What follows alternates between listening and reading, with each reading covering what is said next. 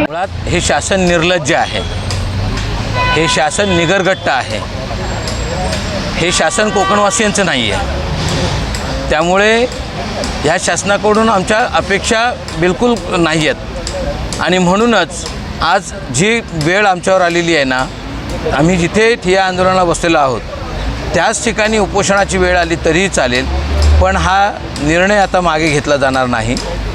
एका बाजूला 16 वर्ष कोकणवासियांचं कंबरडं मोडलं, दुसऱ्या बाजूला गडकरी प्रत्येक वेळेस मला ह्या विषयाबद्दल लाज वाटते बोलायला असे म्हणतात। मग त्या गडकरींना टोल चालू करायला लाज वाटली नाही का? हा प्रश्न आमचा आहे, हा कोकणवासियांचा प्रश्न आहे। त्यामुळे सर्वप्रथम हा रस्त्याचं स्ट्रक्चरल ऑडिट होणं गरजेचं आहे। ह्या रस्त्यावर जे काही गावं आहेत त्या गावांचे approach road, service road, basic amenities ज्या आहेत त्यांचं ऑडिट व्हायला पाहिजे। ते झालं तर हे शासन निश्चितच तोंडघशी पडणार आहे आणि गडकरींना लाज वाटेल त्यावेळेस, आणि ती वेळ आम्ही नक्की आणून देणार आहोत त्यांच्यावर। जर हे शासन असं ऐकत नसेल तर आमचं म्हणणं पहिल्या दिवसापासून, म्हणजे ज्या दिवशी 15 तारखेला टोल चालू केलं त्या दिवसापासून आमचं म्हणणं असं आहे की हा टोल आमच्यावर लादला जातो आहे, आणि तेही अशा पद्धतीने लादला जातो आहे की सुप्रीम कोर्टाच्या गाईडलाईन्स आहेत, त्या सुप्रीम कोर्टाच्या गाईडलाईन्सलासुद्धा तिलांजली देऊन ह्यांनी हा टोल आमच्यावर लादलेला आहे। त्यामुळे आम्ही ह्या सगळ्याच्या अगेन्स्ट न्यायालयात पण जाणार आहोत, आणि इथे टोलधाड ही लुटते कशी ते बघा। इथे 35 लाखात पर डेने टेंडर घेतलं आहे।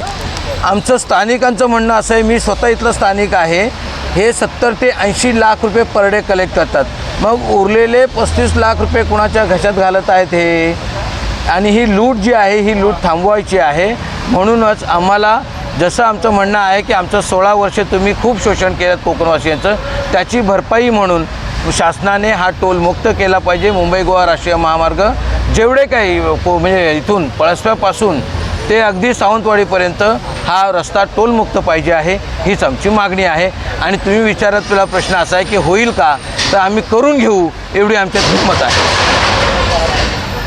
आक्रोश तर जबरदस्त आहे, आणि इथला स्थानिक नेता म्हणा, खासदार म्हणा, आमदार म्हणा, हे सगळे सांगतायत की टोल नाही घेतला पाहिजे। आणि आतापर्यंत आपण बघितलं तर पळसपे ते अगदी गोवा बॉर्डरपर्यंत, म्हणजे अगदी सिंधुदुर्ग बांधापर्यंत कुठेही टोल घेतला जात नाही। हा टोल का घेतला जातो आहे, नक्की कोकणकरांची का परीक्षा घेतली आहे ते समजत नाही। यांना काय भिगायला लागलेत की हे 100 रुपये यांनी यांच्या रस्त्याचं काम बेटर होणार आहे।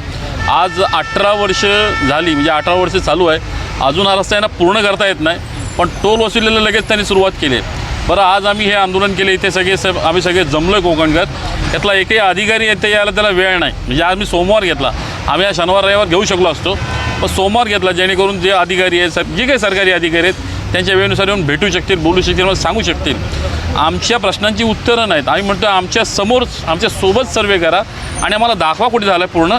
आम्ही म्हणत नाही की आमच्याकडे टोल घेऊ नका, आम्ही देणारच आहोत टोल। 18 वर्ष लावले, अजून तुम्ही 2 वर्ष लावणार हे पण आम्हाला माहिती आहे।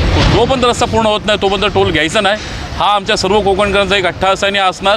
आणि हे आजचं हे आंदोलन सुरुवात आहे आणि याचा अजून पुढे उग्र स्वरूप होईल।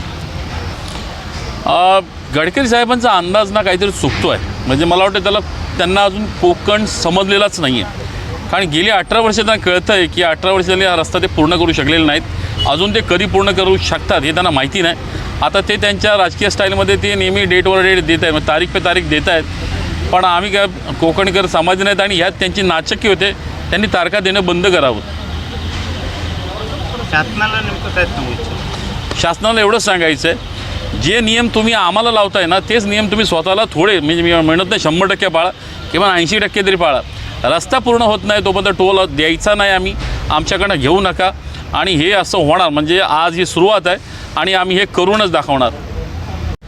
खरं तर हा हायवे ज्या इंजिनियर्सनी बांधला, ज्या कॉन्ट्रॅक्टरनी बांधला, त्या सगळ्या कॉन्ट्रॅक्टर आणि इंजिनियरना एकत्र आणून आपण कोकणवासियांनी एक सत्काराचा कार्यक्रम ठरवला पाहिजे आणि सगळ्या देशातला सगळ्यात वैशिष्ट्यपूर्ण रस्ता म्हणून गिनीज वर्ल्ड बुकमध्ये नोंद व्हावी याकरताच या रस्त्याचं काम गेली 17 वर्ष चालू आहे आणि मला वाटतं त्याच्यासाठी काही वर्ष कमी पडत आहेत म्हणून तो अजून काही वर्ष बनायला लागणार आहे.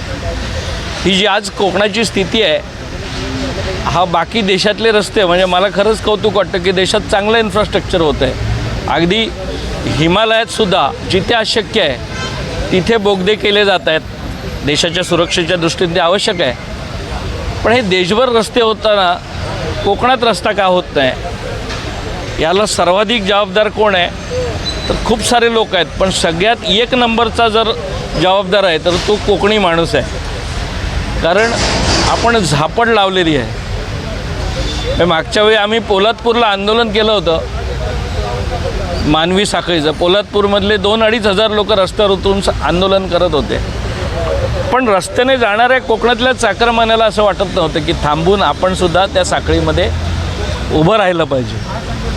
त्यामुळे आता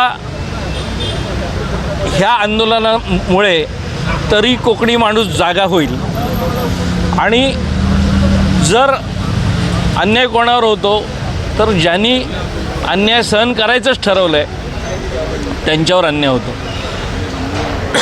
पण ही आज आपण जिथे बसलो आहे ही क्रांतीची भूमी आहे. इथे शेतकऱ्यांनी 3 वर्ष म्हणजे देशातला काही जगातला पहिला शेतकऱ्यांचा संप इथे झाला होता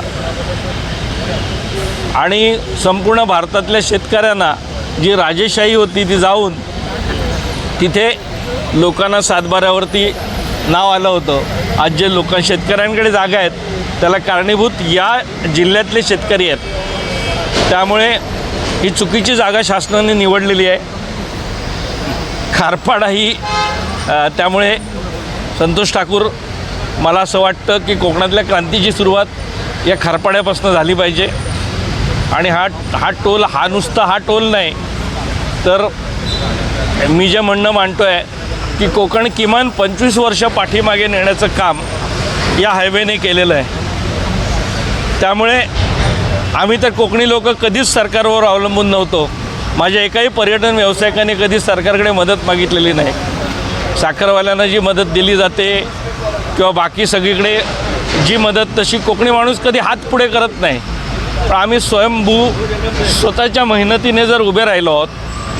आम्ही कोकणामध्ये जो पर्यटन उद्योग केला आहे सुदैवाने सगळीकडे परप्रांतीयांचा मोठा प्रश्न आहे ज्याच्यावरती मी शिवस्वराज्याच्या माध्यमातून लढायचं ठरवलं आहे. पण कोकणामध्ये पर्यटनामध्ये 95% व्यावसायिक हे स्थानिक आहेत. इथली मुलं आहेत. इथला माणूस आहे.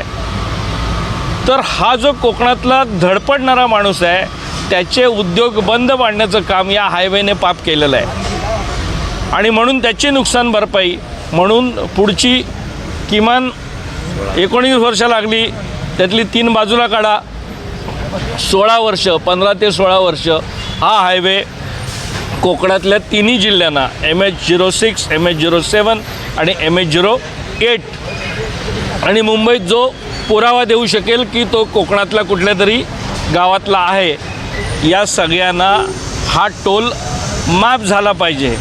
आणि एवढ्यासाठी तरी सगळ्या कोकणवासियांनी याच्या इथे उतरलं पाहिजे आणि ठरल्याप्रमाणे रस्ता पूर्ण झाल्यानंतरच टोल लावा.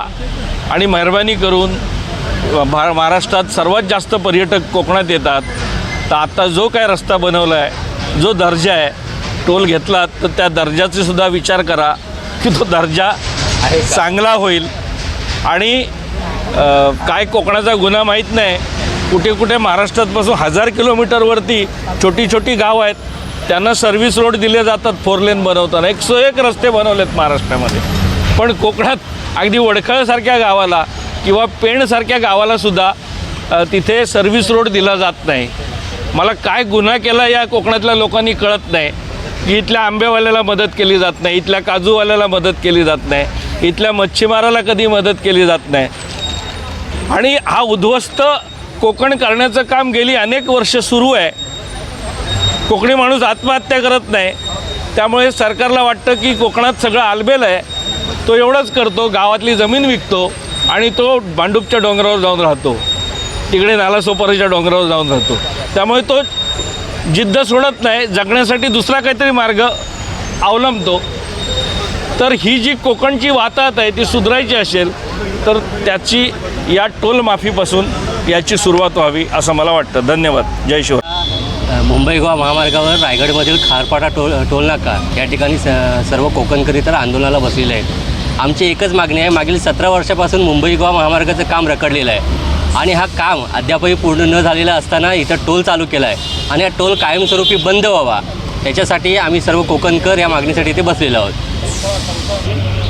ही लुटमार होते ती होतेच. आता जर तुम्ही पाहिलात तरी तर 95 रुपये जायला आणि यायला असे एकूण कोकणात जाईपर्यंत 8 टोलनाके आहेत. 8 टोलनाक्यावरती कोकणकरांना नाही म्हटलं तरी 900 ते 1000 रुपये नुसतं आता टोल द्यावा लागणार आहे. परंतु त्या टोलनुसार आपण जर पाहिला तर अद्यापही बऱ्याच ठिकाणी काम बाकी आहे. जरी आणि म्हटलं की 95% काम पूर्ण आहे, आम्ही म्हणतो आहे अद्यापही 50% काम हा बाकी आहे आणि असा टोल वसुली करून कोकणकरांना कुठेतरी नीट हे करण्याचा प्रयत्न करत आहे.